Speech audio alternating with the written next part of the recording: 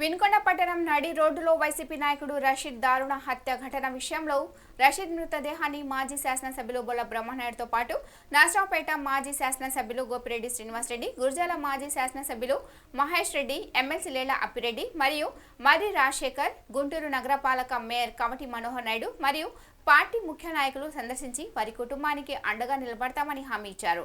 అదేవిధంగా రేపు ఉదయం 9 గంటలకు మాజీ ముఖ్యమంత్రి వైఎస్ఆర్సీపీ అధ్యక్షులు వైఎస్ జగన్మోహన్ రెడ్డి బాధిత కుటుంబాన్ని పరామర్శించేందుకు రానున్నారని తెలిపారు.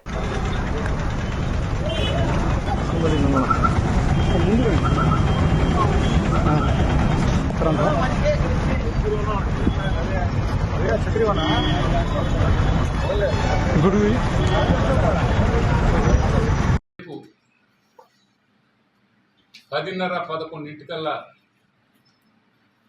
మాజీ ముఖ్యమంత్రి వర్యులు మన పార్టీ అధినేత జగన్మోహన్ రెడ్డి గారు వినుకొండ పట్టణానికి రావటం జరుగుతుంది.